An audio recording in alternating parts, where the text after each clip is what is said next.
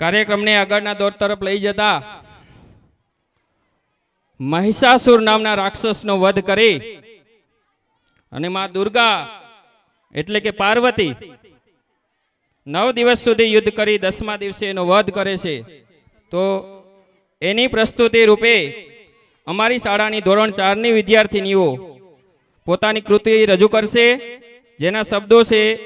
અયગિરી નંદિની।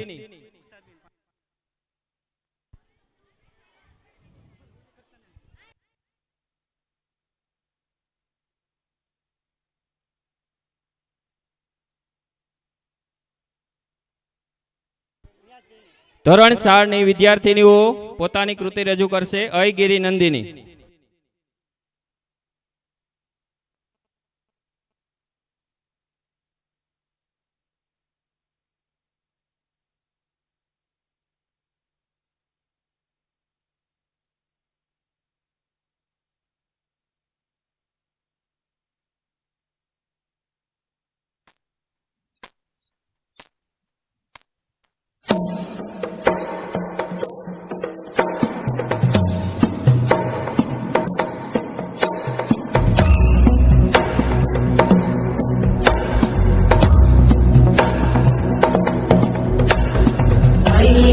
नंदिनी नंदित मेदिनी विश्वविनोदिनी नंदनुते गिरिवर विंध्य शिरोहिणी वासिनी विष्णु विलासिनी जिष्णुनुते भगवती हेशिति कंठ कुटुंबिनी भूरि कुटुंबिनी भूरि कृते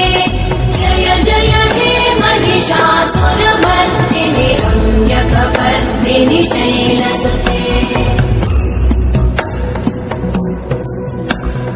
सुरवरवर्षिणि दुर्धरधर्षिणि दुर्मुखमर्षिणि हर्षरते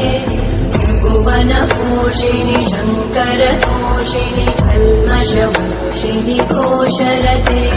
निजभुज दण्डनिपातित खण्डविपातित मुण्डपटाधिपते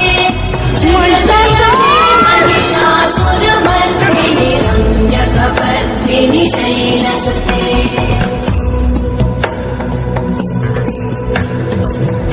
जगदम्ब मदम्ब कदम्ब वन प्रियवासिनि हासरते शिखरि शिरोमणि तुङ्ग हिमालय शृङ्ग निजालय मध्यगते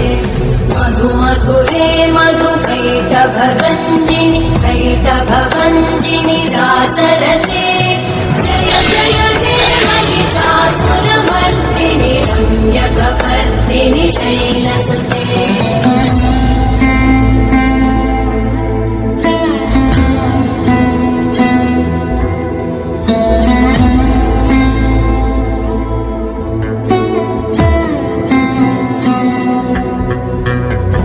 शरणागत वैरिवधूवर वीरवराभयदायकरे त्रिभुवनमस्तक शूलविरोधि शिरोधि कृतामलशूलकरे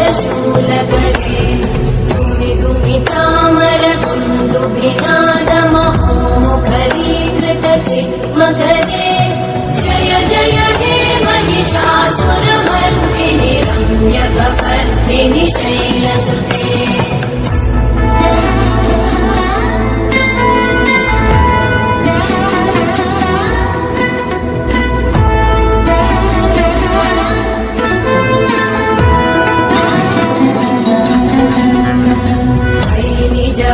कृतिमात्र निराकृत धूम्र विलोचन धूम्रशते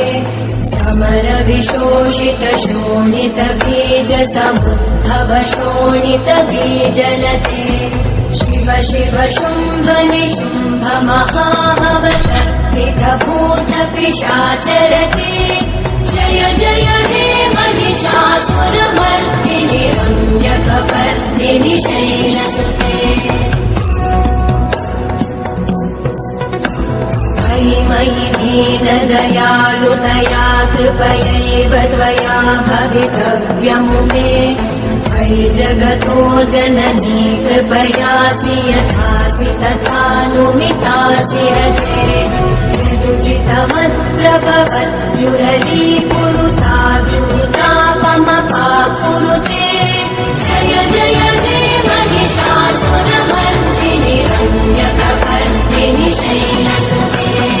जय जय जय महिषासुरमर्दिनि रम्यकपर्दिनि शैलसुते